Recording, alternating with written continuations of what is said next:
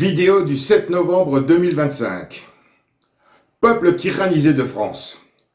Je ne saurais affirmer si les grâces que je reçois depuis des jours proviennent de mon respect pour mes contemporains et de mon amour pour la France. Quoi qu'il en soit, les messages que je perçois sont riches de conséquences positives. Je vous en ai dévoilé une partie dans ma vidéo du 2 novembre dernier. Aujourd'hui, je vous révèle la serrure existante qui déjoue la solution et la clé de la liberté qui la favorise. Pour bien comprendre ce que nous avons sous les yeux tous les jours, je dissèque le système triptyque ne me préoccupant pour l'instant que de l'autorité judiciaire. Pour l'instant seulement. Je résume sobrement. Quel que soit le tribunal, judiciaire, de commerce, de prud'homme, administratif, cour d'assises, pour enfants, cour d'appel, cour de cassation, cour administrative d'appel, conseil d'État, un procès a lieu. Avant tout, compte tenu de la situation, il faut savoir que tant l'avocat que le juge, le magistrat, si chacun a fait des études de droit, seul l'avocat est juridiquement habilité à exercer sa profession. Ces études sont forcément passées par l'enseignement des textes fondamentaux, particulièrement la Déclaration des droits de l'homme et du citoyen du 26 août 1789 et la Constitution, bien sûr. Ils savent parfaitement pour la sacro-sainte séparation des pouvoirs et la conséquence sanction sans appel de son non-respect. Un conflit oppose deux personnes, physiques ou morales. Aidés par leurs avocats respectifs, ces deux justiciables s'affrontent dans le prétoire au travers des plaidoiries. Le juge écoute, pose des questions. Cette comédie tribunalesque est depuis 67 ans une mise en scène trompeuse, une supercherie. En effet, tant les avocats que le juge, chacun sait en son fort intérieur que les violations de la séparation des pouvoirs contenues dans le texte proposé le 28 septembre 1958 au vote des Français par le colonel président du Conseil de la 4e République, Charles de Gaulle, violation sanctionnée par l'article 16 de la Déclaration des droits de l'homme, précité bien sûr, référencée dans son préambule, a pour conséquence irréfragable la disparition instantanée de la dite Constitution. Avoir proclamé la 5e République le 4 octobre 1958, avoir promulgué la Constitution au journal officiel le lendemain 5 octobre, est une insulte faite à l'intelligence du peuple qui n'est pas souverain. Une manipulation préjudiciable, un piège, une trahison. Un avocat ne s'y est pas trompé. Co-auteur du livre « Pas de roi, pas de loi », se référençant à l'article 5 de l'ordonnance de Gaulle numéro 58-1270 du 22 décembre 1958, Quidam, qui ne disposait d'aucun pouvoir légitime à ce moment-là, au sein même d'un tribunal, ce simplement honnête avocat a osé dénoncer la violation de la séparation des pouvoirs découlant de l'article 5 précité, qui place les procureurs de la République sous l'autorité du ministre garde des Sceaux, sous le contrôle du pouvoir exécutif. Écoutez-le. C'est que, quand vous regardez le statut de la magistrature, vous voyez que l'article 5 de l'ordonnance du 22 décembre 1958 nous dit que les procureurs travaillent sous le contrôle et la hiérarchie du ministre de la Justice et garde des Sceaux. Ça veut dire quoi? Qu'il n'y a pas la séparation des pouvoirs. Or, la Constitution, j'ai expliqué au tribunal, mais on n'a pas voulu aller plus loin. La Constitution, elle est sur les portes de la Cour d'appel de Bordeaux, en transparent. Elle dit, une nation où la séparation des pouvoirs n'est pas effective, n'a pas de Constitution. Donc, j'allais dire, il y a nullité des poursuites. Et si vous ne dites pas qu'il y a nullité des poursuites, vous démontrez par votre jugement qu'il n'y a pas de Constitution. Et qu'a fait le président après s'être réuni avec ses deux collègues? C'est pas du tout diffamatoire ni injurieux, je dis la vérité, il y a l'exception de vérité dans ce que je dis. Il a dit tout simplement, Mais on annule les poursuites. Vous avez bien entendu.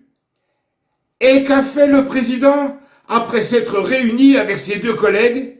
Eh bien, on annule les poursuites. Ce « on » n'est pas anodin. Il a une importance capitale. Ce n'est pas le président seul, ou l'assesseur seul, ou le greffier seul, ou le procureur de la République seul qui ont individuellement pris cette décision. C'est l'autorité judiciaire locale illégitime en son entier, magistrat du siège et du parquet, le tribunal dans son ensemble, qui a pris cette décision jurisprudentielle historique. Grâce à l'immense travail de Renaissance française, nous savons maintenant qu'avant la faute gravissime de l'ordonnance du 22 décembre 1958, existait l'article 65 de la Constitution, la violation de la séparation des pouvoirs qu'il contient est la conséquence rigoureuse de l'application d'office de l'article 16 de la Déclaration de 1789. Nous arrivons à un dénouement. Je vous confie la clé que j'ai forgée en 2016. On dénombre actuellement environ 77 000 avocats en exercice, tous issus du même enseignement, et 1705 juridictions de l'ordre judiciaire et administratif. Après ces révélations faites au Sénat, ce n'est pas le directeur de la gendarmerie nationale qui me contredira quand je dis que nous ne pouvons pas compter sur l'armée française pour nous délivrer de la dictature macroniste. La clé est simple. Que les avocats non corrompus par la franc-maçonnerie, quelle que soit la mission confiée par leurs clients, s'adressent solennellement au président du tribunal et au procureur, en fait à l'illégitime existence légale de l'autorité judiciaire locale, pour leur dire simplement, sans agressivité inutile, que le peuple, dans sa majorité, connaît dorénavant la situation juridique de la France, que les violations de la séparation des pouvoirs, contenues dans la Constitution de la Ve République, font voler celle-ci en éclats. Je propose l'emploi de la formule suivante.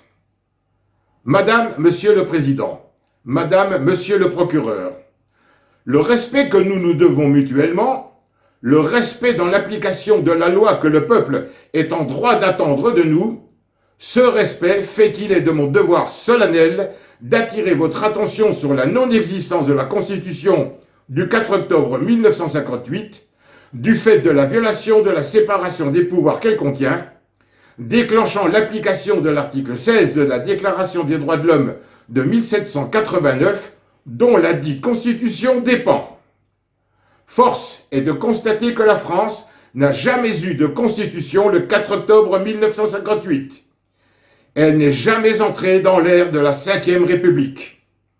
En conséquence, le tribunal de Séan ne peut que reconnaître son inexistence juridique fondamentale, donc son impossibilité de juger.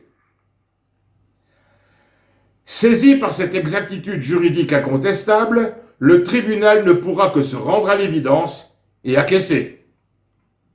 Ce faisant, c'est l'ensemble de l'édifice judiciaire concerné, aux pages 9164 et 9165 de la Constitution originelle, articles 64, 65 et 66, qui implose. En effet, sans Constitution, pas d'autorité judiciaire légale légitime.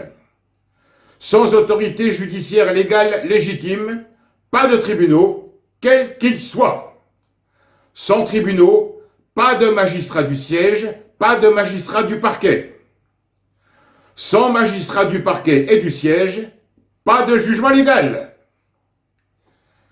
M'y employant depuis très exactement le 6 décembre 2016, cette désintégration judiciaire inévitable ne peut échapper à la vigilance de certains médias, y compris à l'étranger.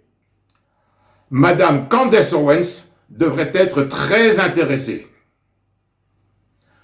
Je reviens à la clé salvatrice.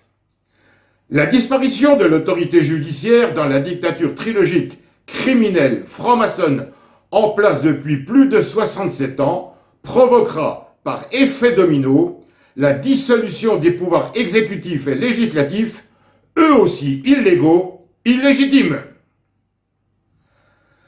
Mais il ne s'agit pas de démolir pour le plaisir de démolir. Depuis plus de 15 siècles, la France est la fille aînée de l'Église. Elle a été le phare du monde. Il est hors de question de la laisser aller à volo, la laisser devenir la proie des prédateurs à l'affût. Il va appartenir au peuple, avec l'aide d'autant de référendums que nécessaire, de remettre le navire France à flot. La tâche est historique.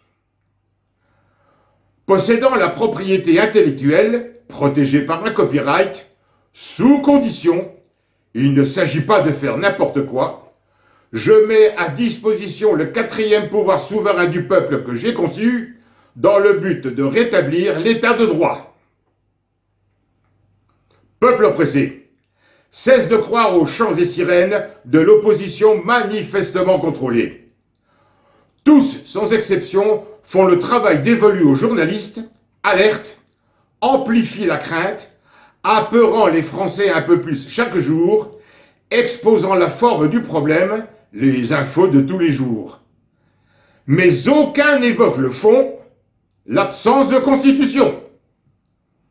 Ayant tous refusé l'alliance que Renaissance française leur a proposée, ils font perdre un temps très précieux à la France, mettent nos vies et la leur en danger. Toi, peuple, mets-toi bien en tête que toutes les élections, tous les présidents, tous les gouvernements, toutes les législatures n'ont été que des fumisteries programmées. Elles ont généré des usurpateurs de fonctions, des imposteurs, facilitant la manipulation, le mensonge, le crime, la corruption, le tout commis en bande organisée. Tous les traités, toutes les lois, tous les décrets sont illégaux car illégitimes, mais tout n'est pas à jeter. Constate comment toi, tes grands-parents, tes parents, ta descendance avaient été bernés le 28 septembre 1958. Ne pouvant faire tout seul, je te confie la clé. À toi d'en faire bon usage, en diffusant ce message tous azimuts, en informant les barreaux des avocats de France et la presse, intra et extramuros. Diffuse cette information.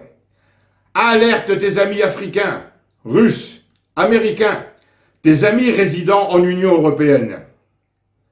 La clé, ce sont les avocats non francs-maçons et leur impact juridique sur les tribunaux illégaux, sur l'autorité judiciaire illégitime.